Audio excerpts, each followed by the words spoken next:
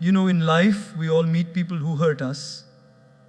Sometimes they are strangers, sometimes they are colleagues, sometimes they are even people we love deeply. And the truth is, you cannot live in this world and expect everyone to always treat you the way you treat them. I've been in situations where I was judged, criticized, rejected, betrayed, and trust me, those scars are not invisible. They stay. But here's the difference: I refuse to let them control me.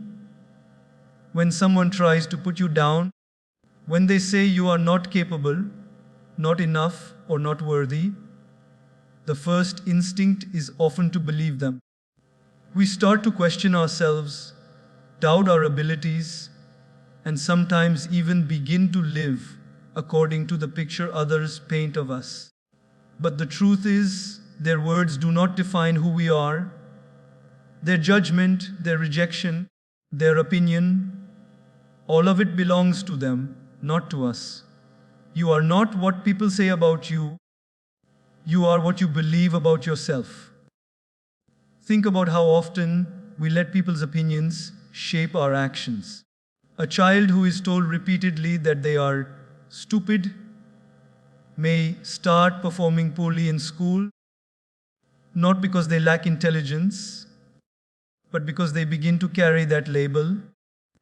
A young woman who is told she's not beautiful enough may hide herself from opportunities, avoiding the spotlight, not because she isn't beautiful, but because someone else's standard has become her reality. This is where the danger lies, the danger of believing that someone else's voice is stronger than your own inner voice.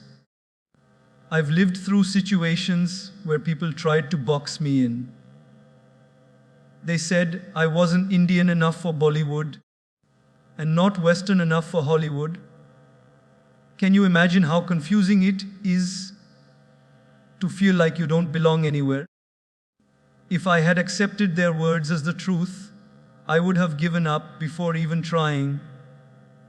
But here's what I learned: what people see in you is limited by their own perspective. Their lens is colored by their experiences, insecurities, and expectations. Just because someone cannot see your potential does not mean you don't have it. Every single one of us has been misunderstood, underestimated, or rejected at some point. Maybe it was a teacher who didn't believe in your abilities. Maybe it was a boss who never acknowledged your talent.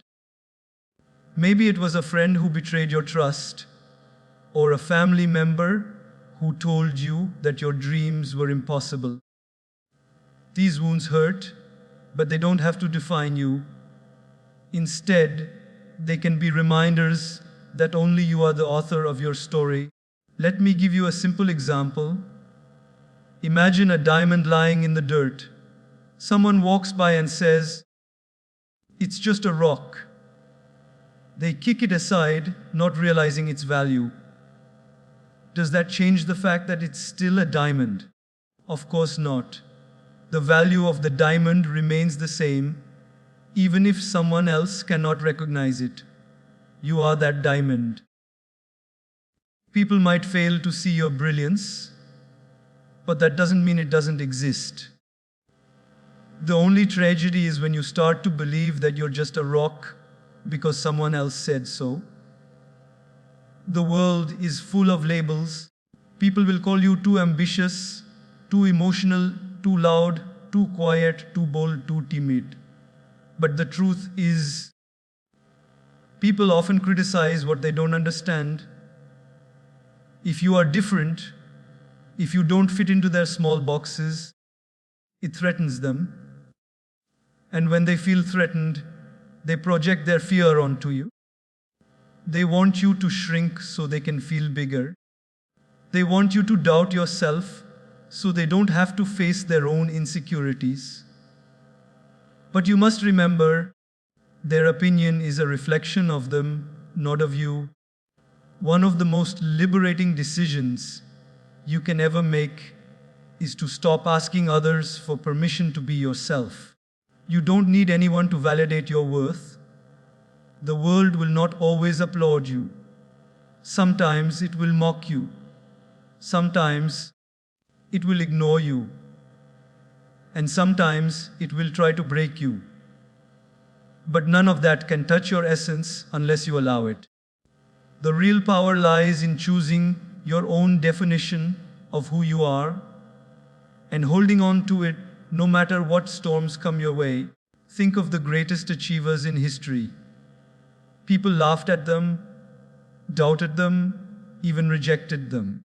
Edison was told he was too stupid to learn anything. Oprah was told she wasn't fit for television. J.K. Rowling's manuscript was rejected over and over again. If they had allowed those words to define them, the world would never have witnessed their brilliance. Their secret was simple. They refused to let someone else's judgment become their truth.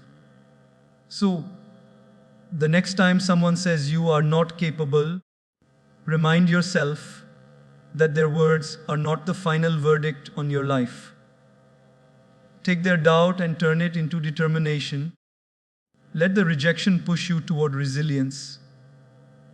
Use their negativity as fuel to light your fire. Every time you rise above someone's attempt to define you, you reclaim your power. Life is too short to live inside someone else's story about you. Write your own. Define yourself not by the scars others leave on you, but by the strength you build from them. When people say you are not good enough, smile and say, "Watch me." When they try to reduce you, expand so much that you cannot be ignored. When they fail to see your worth, remember, diamonds don't lose their shine just because someone is blind. Their words are only echoes. Let them fade. Your truth, your voice, your identity, that is what lasts forever. ChatGPT said, "There is a kind of power in silence that most people underestimate." We live in a world where everyone wants the last word, where everyone wants to prove a point, where answering back feels like winning. But the truth is, not every comment deserves a response, not every insult deserves your energy, and not every critic deserves your time. Silence is not weakness. Silence is strength. Silence is choosing peace over chaos, dignity over drama, and self-respect over unnecessary noise. Think about it. When someone tries to provoke you, they are looking for a reaction. They want you to get angry. They want you to argue. They want you to lose your calm. Because the moment you react, you hand them your power. But when you choose silence, you do something far more powerful. You take away their control. You show them that you are so grounded in your worth that you don't need to prove it with words. That's when silence speaks louder than any comeback ever could. We all face situations where people talk behind our backs, spread rumors, or try to make us feel small. It could be in school, in the workplace, within friendships, or even within family circles. You hear something unkind, and the first thought is to defend yourself, to explain, to justify. But often, the more you explain, the more tangled you become in their web. Silence, on the other hand, is clarity. It's saying without words, "I don't owe you my energy. I don't owe you my explanation. I don't owe you my peace." Let's take an everyday example. Imagine someone at work constantly undermines you in meetings, always trying to make you feel less intelligent. If you snap back every time, you will look defensive, and they will feed off your reaction. But if you stay composed, focus on your work, and let your results speak, your silence becomes your loudest statement. Eventually, people will notice. They will see the one who talks too much and the one who delivers quietly but powerfully. Silence makes truth visible without you lifting a finger. Even in personal relationships, silence can be a shield. Sometimes people argue not because they want solutions, but because they want to drag you into their storm. If you step into that storm, you get swept away. But if you stay silent, you remain anchored in calm. Your silence does not mean you agree. It means you value your inner peace more than winning a temporary argument. And that's a sign of maturity. There's also a grace in silence that words can never match. When someone insults you publicly, the natural instinct is to fire back. But imagine pausing, smiling, and saying nothing. That moment of stillness has weight. It unsettles the other person because they expected a fight and instead they got dignity. Silence leaves them with their own words echoing back at them while you walk away untouched. History is full of people who understood this. Mahatma Gandhi used silence as a discipline, taking entire days where he would not speak because he believed silence helped him connect with deeper truth. Nelson Mandela once said that he often learned more by listening than by speaking. Even in spiritual traditions across the world, silence is seen as sacred, as a way of centering yourself, as a way of choosing clarity over confusion. But silence doesn't only protect you from others, it also gives you space to listen to yourself. When the world is shouting at you, criticizing you, doubting you, your inner voice becomes faint. In silence, you hear it again. In silence, you reconnect with who you are. And when you know who you are, the noise of the world no longer shakes you. I remember a moment from my own journey where I was being attacked in the media, judged unfairly, spoken about in ways that were painful. And I realized if I tried to answer every headline, every rumor, I would exhaust myself. I chose silence, and with time, the noise faded, but my work, my choices, my truth, that stayed. The lesson was clear. Words fade quickly, but silence has an echo that lingers much longer. So the next time someone tries to drag you into an argument, remember that silence is not surrender, it's strategy. The next time someone belittles you, remember that silence is not weakness, it's wisdom. And the next time you feel the urge to prove your worth, remind yourself that real worth needs no proof. Silence is a language of its own. It says, I respect myself enough not to waste energy on you. It says my peace is more valuable than your drama. It says, I choose to rise above rather than sink to your level. And in a noisy world, that kind of silence is louder than thunder. Let your silence protect your dignity. Let it be your strongest response to those who try to hurt you. Because silence, when chosen with strength, doesn't mean nothing is being said. It means everything is being said without a single word. Pain is something we cannot escape. Every one of us, no matter where we come from or what we do, has faced pain in some form. It could be the pain of rejection, the pain of betrayal, the pain of loss, or the pain of failure. And when it comes, our first instinct is often to ask, why me? Why is this happening to me? But here's the truth, pain is not here to destroy you, it is here to shape you. You can either let it break you, or you can let it build you. The choice is always yours. Think of a seed buried in the soil. For it to grow into a tree, it must first push through the darkness, the weight of the mud, the pressure of the earth. That struggle, that pressure is painful, but it is also necessary. Without it, the seed will never sprout, never become a tree, never bear fruit. In the same way, our struggles and pain are not meant to bury us, but to help us break through into a stronger version of ourselves. When someone betrays your trust, you feel crushed. It's like the ground has disappeared beneath your feet. But instead of allowing that betrayal to convince you that no one is trustworthy, you can use it to develop wisdom, to learn the value of choosing people more carefully, to realize the importance of trusting yourself first before anyone else. That pain teaches you boundaries, and those boundaries later protect you. Failure too is painful.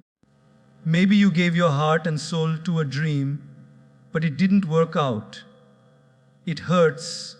It makes you feel like you wasted your time. But what if that failure was not a dead end, but a detour? What if it was guiding you towards something bigger, something better suited for you? When Thomas Edison was asked about failing thousands of times while inventing the light bulb, he said, "I didn't fail. I just found thousands of ways that didn't work."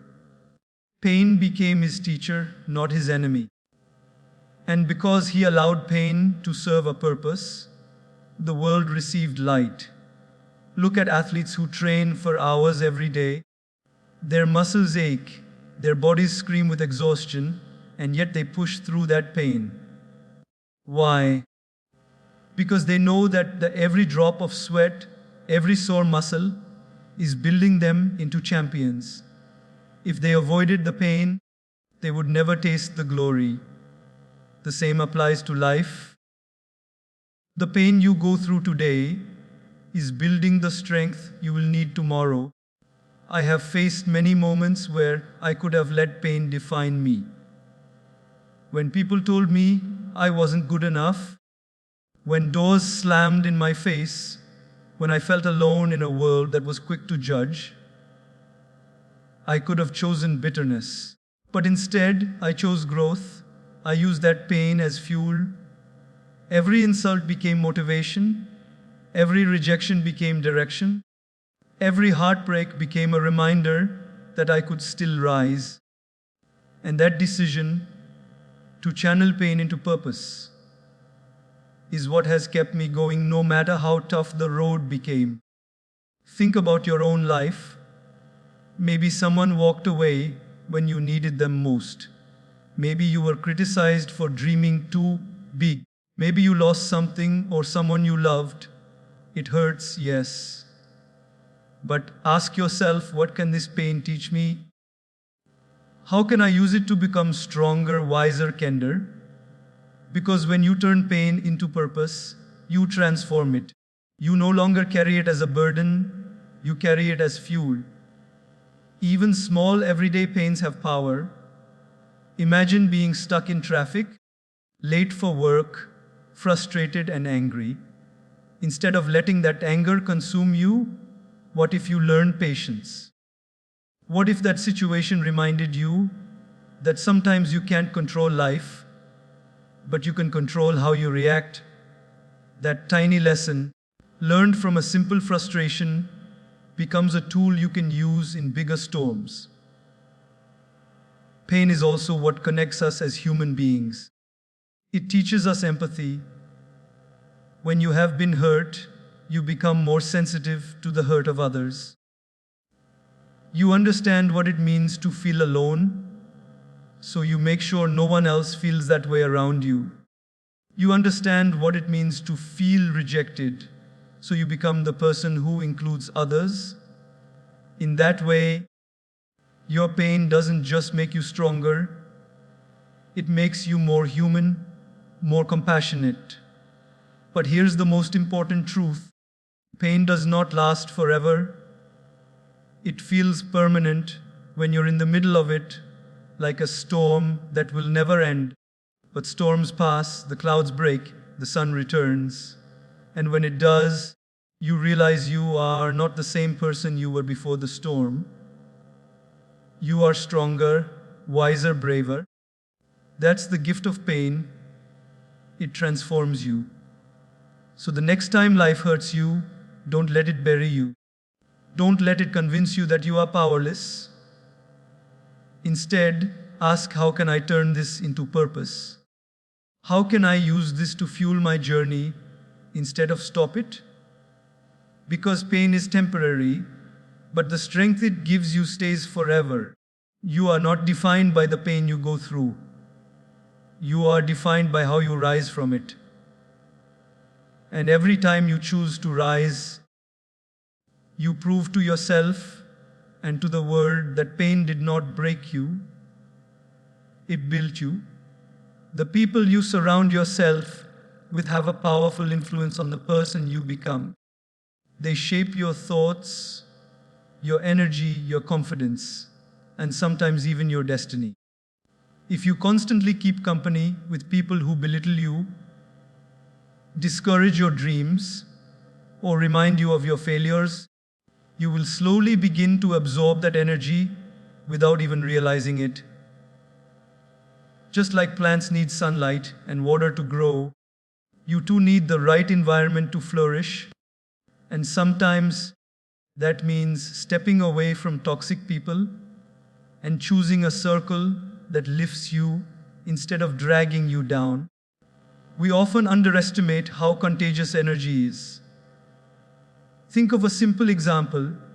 If you spend time with someone who is always negative, always complaining, you will eventually start complaining too. Their dark cloud will settle over your sunshine. On the other hand, if you are around people who are optimistic, encouraging, and driven, you'll find yourself motivated even on the hardest days. That's why choosing your circle wisely is not selfish, it's survival. Your environment has the power to either weaken you or strengthen you. Imagine a person trying to quit a bad habit. If they continue hanging out with friends who encourage that very habit, how long do you think they will succeed? Not very long.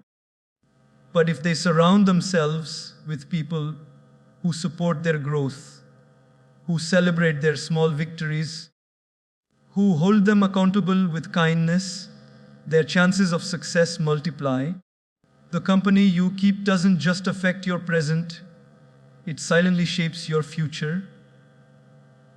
I have seen this in my own journey.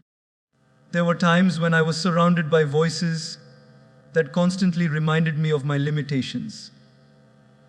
People who said, "You can't do this, you shouldn't even try." And if I had listened to them, I would have been stuck in the small box they created for me. But when I chose to build relationships with people who believed in me, people who reminded me of my strengths instead of my weaknesses, I found courage I didn't know I had. That shift in my circle changed everything. Sometimes, the hardest truth to accept is that not everyone deserves a seat at your table. Some people are in your life only to test you, to teach you, or to drain you. And if you allow them to stay too long, you pay the price in your peace, your confidence, and your growth. Learning to walk away from those who bring you down is not cruelty, it is self-respect.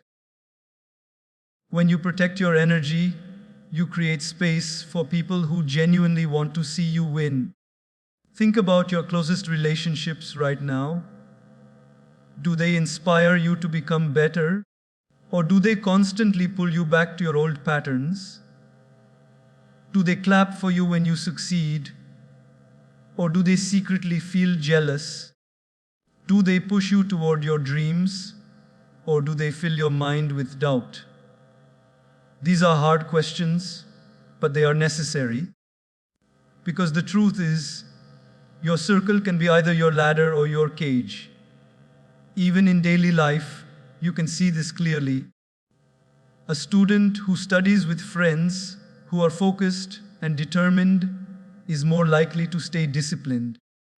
But if the same student spends all their time with friends who never take life seriously, the temptation to waste time will win. A professional who networks with ambitious, passionate people will naturally find doors opening for growth. But if they stay in a group where gossip is more important than goals, progress will slow down. Your circle is a mirror of your future. Surrounding yourself with the right people does not mean they will never challenge you. In fact, the best kind of circle is one that challenges you to rise higher, not one that lets you stay comfortable. True friends and mentors will not just tell you what you want to hear, they will tell you what you need to hear, even when it's hard. But the difference is they challenge you with love, not with envy. They push you to grow because they want to see you shine, not because they want to dim your light. Protecting your circle also means protecting your dreams. Not everyone deserves to know your plans, because not everyone will understand them. Sometimes, when you share your vision with small, minded people, they project their fears onto you. They tell you it's impossible, not because it is, but because they cannot see themselves achieving it. That's why it is so important to be selective. Share your dreams with people who will water them, not people who will trample on them. At the end of the day, you are not meant to carry the weight of toxic relationships. You are not meant to sacrifice your growth to make others comfortable. The people you keep close should inspire courage, not fear, confidence, not insecurity, dreams, not doubts. And when you choose wisely, you'll notice the difference. Your mind becomes clearer, your steps become stronger, and your journey becomes brighter. Life is too short to spend it with people who don't believe in you. Be brave enough to walk away from those who drain your spirit, and wise enough to welcome those who uplift your soul. Because your circle is not just about who is around you, it is about who you are becoming through them. And when you surround yourself with love, positivity, and belief, there is no limit to what you can achieve. Forgiveness is one of the most misunderstood strengths in life. Many people think forgiving someone means letting them back into your life, allowing them to hurt you again, or pretending that what they did never happened. But that is not true forgiveness. Forgiveness is not about them at all. It is about you. It is about freeing yourself from the burden of anger, resentment, and bitterness that weighs down your heart. Because when you hold on to the pain someone caused you, you continue to give them power over your life. But when you forgive, you reclaim that power, you take back control, and you choose peace for yourself. We have all experienced betrayal or disappointment. A friend who broke your trust, a partner who lied, a colleague who stabbed you in the back, or even a family member who hurt you deeply. The wound is real, the pain is undeniable, but carrying that pain with you day after day is like walking around with a heavy stone in your pocket. At first, you think you can manage it, but over time it slows you down, it drains your energy, and it keeps you from moving forward. Forgiveness is the act of putting that stone down, saying, I will not let this weigh me anymore. Let's take a simple example. Imagine drinking poison every morning, hoping it will hurt the person who wronged you. That sounds absurd, doesn't it? But that is exactly what holding on to anger does. You keep sipping the poison of resentment, but the other person goes about their life unaffected. You are the one who suffers, not them. Forgiveness is refusing to drink that poison anymore. It is saying, I value my peace more than my pain. But here's the important part. Forgiving someone does not mean forgetting what they did. It does not mean giving them another chance to hurt you. It means acknowledging the wound, learning the lesson, and choosing to move forward without carrying the bitterness. You can forgive someone in your heart and at the same time decide that they no longer deserve a place in your life. That is not cruelty, that is wisdom. I have faced situations where people betrayed me, judged me, and even tried to break me. For a long time, I carried the weight of their actions inside me. It made me angry, it made me restless, and it drained me. But one day, I realized, why should I allow people who hurt me once to keep hurting me every single day through my own thoughts? Why should they continue to control my peace? That's when I learned the real power of forgiveness. The moment you forgive, you cut the strings that tie you to the past. You no longer let that wound define your present. Forgiveness is also a form of strength that many people mistake for weakness. It takes courage to forgive. It takes bravery to say, yes, you hurt me, but I will not let that pain turn me into someone I am not.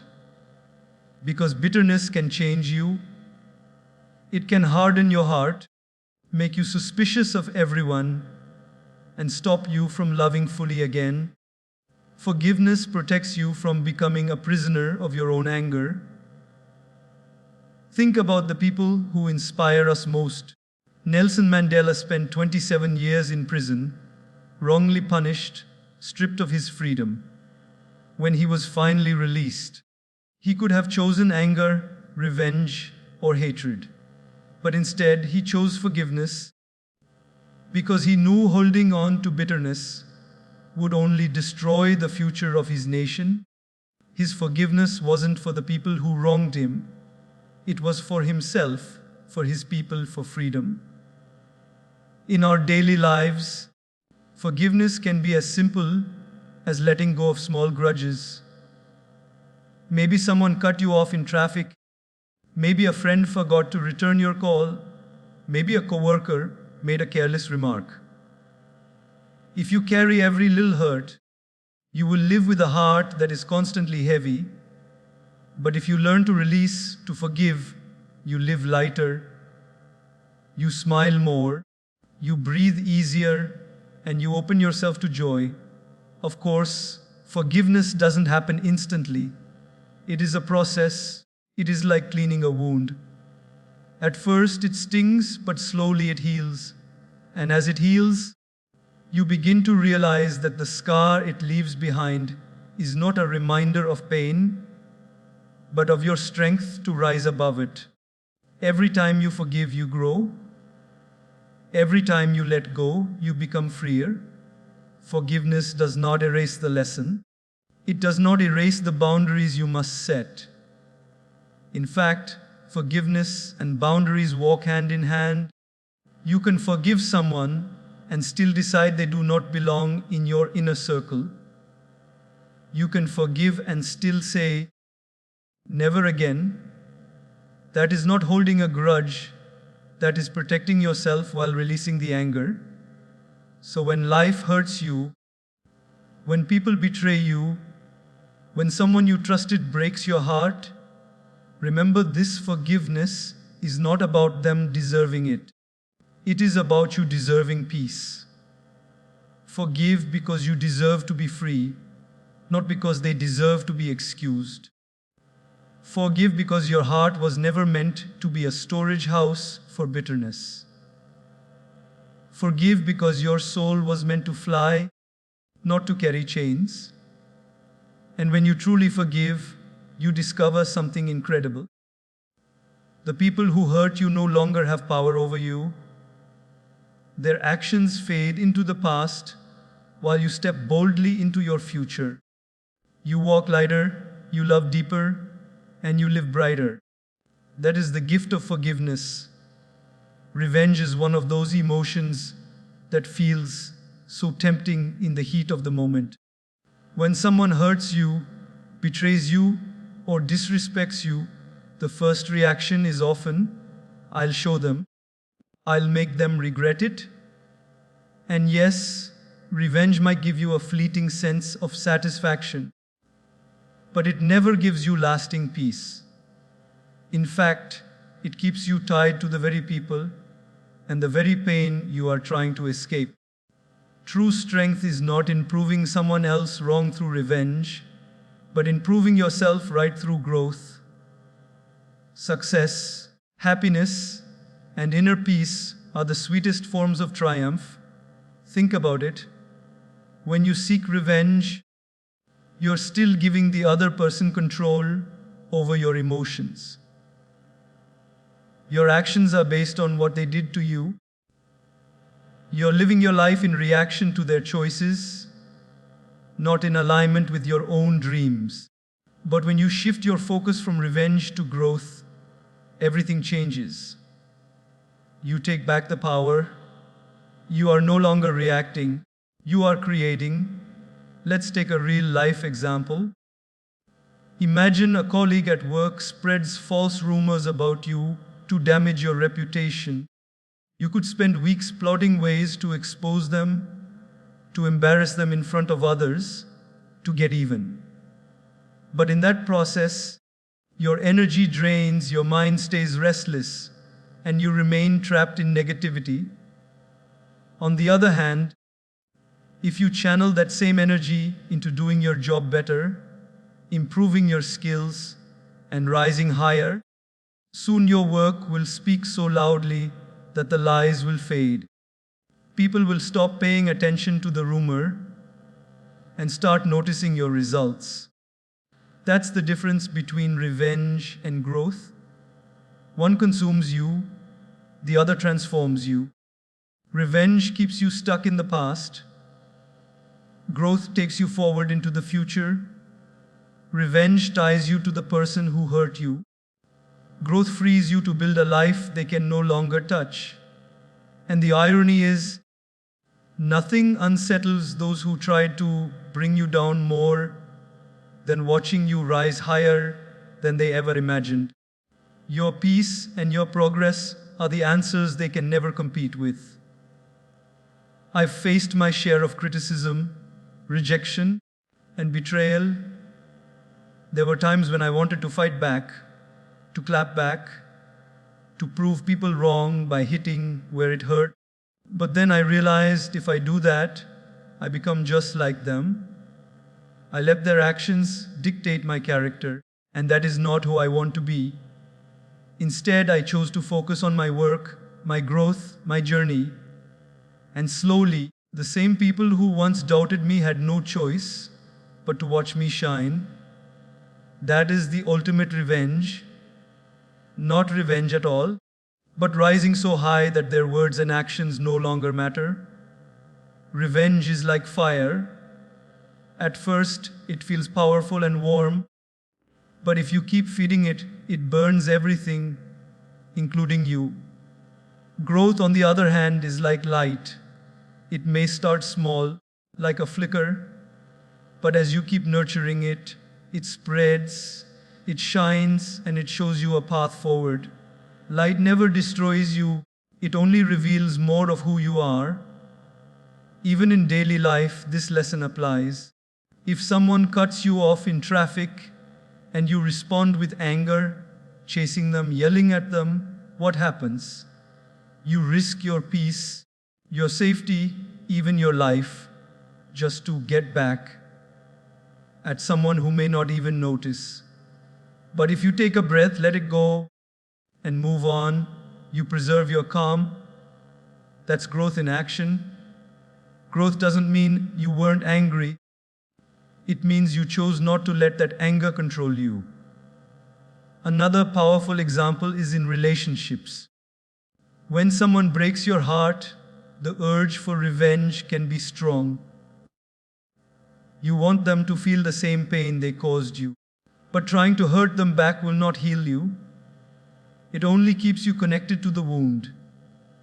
Instead, if you focus on healing yourself, rediscovering your worth, and building a life filled with love and purpose, you not only grow stronger, but you also prove to yourself that their betrayal could not destroy you. That is far more powerful than any revenge. Success, happiness, and growth are not just for proving others wrong.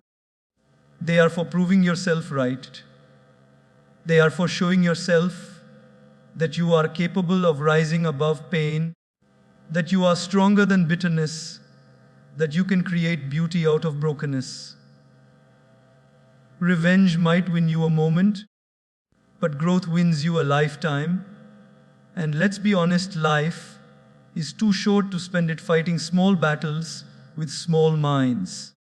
Every moment you waste on revenge is a moment you could have spent building your future.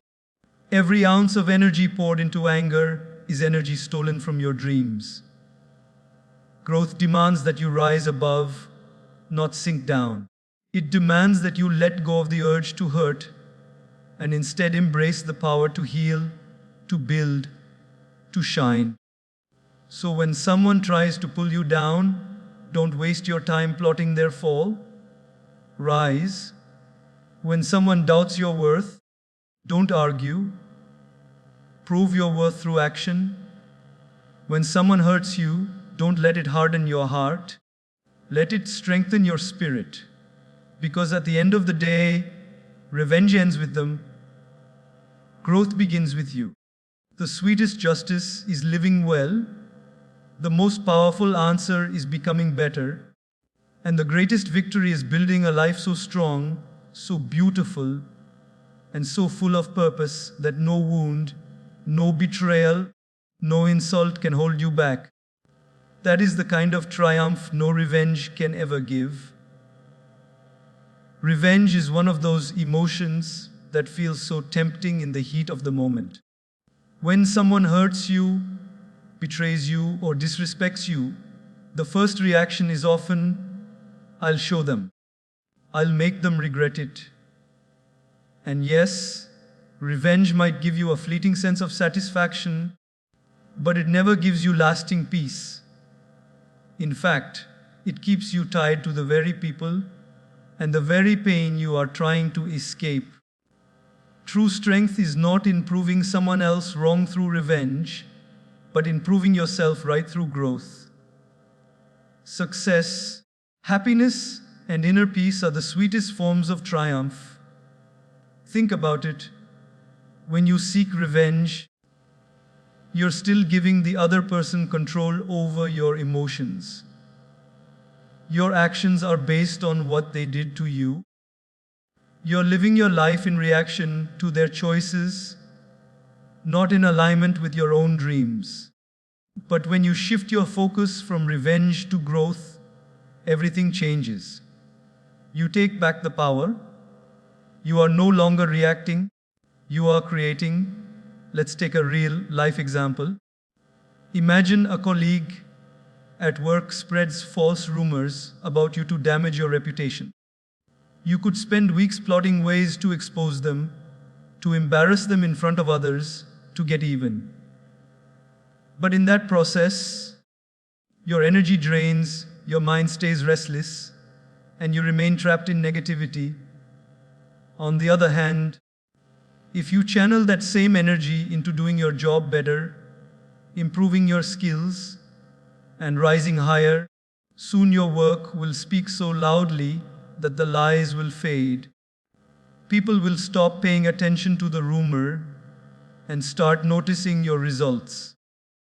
That's the difference between revenge and growth. One consumes you, the other transforms you. Revenge keeps you stuck in the past. Growth takes you forward into the future. Revenge ties you to the person who hurt you. Growth frees you to build a life they can no longer touch. And the irony is, nothing unsettles those who try to bring you down more than watching you rise higher than they ever imagined.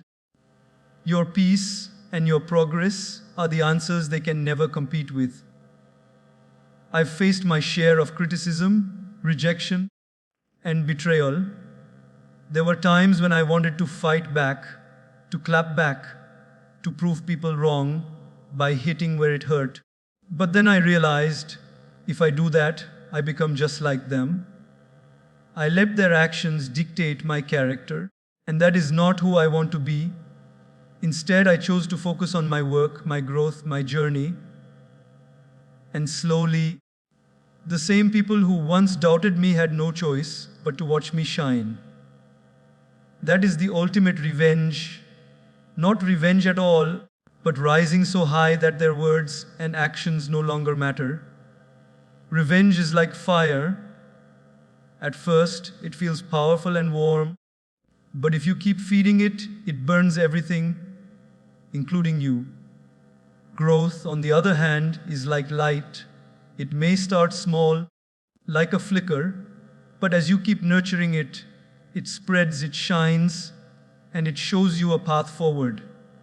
Light never destroys you, it only reveals more of who you are. Even in daily life, this lesson applies.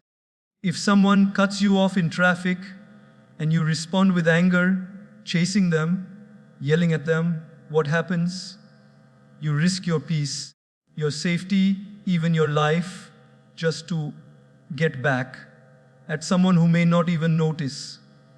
But if you take a breath, let it go, and move on, you preserve your calm. That's growth in action. Growth doesn't mean you weren't angry. It means you chose not to let that anger control you.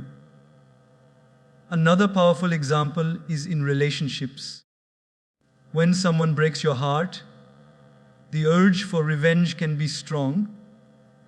You want them to feel the same pain they caused you, but trying to hurt them back will not heal you. It only keeps you connected to the wound.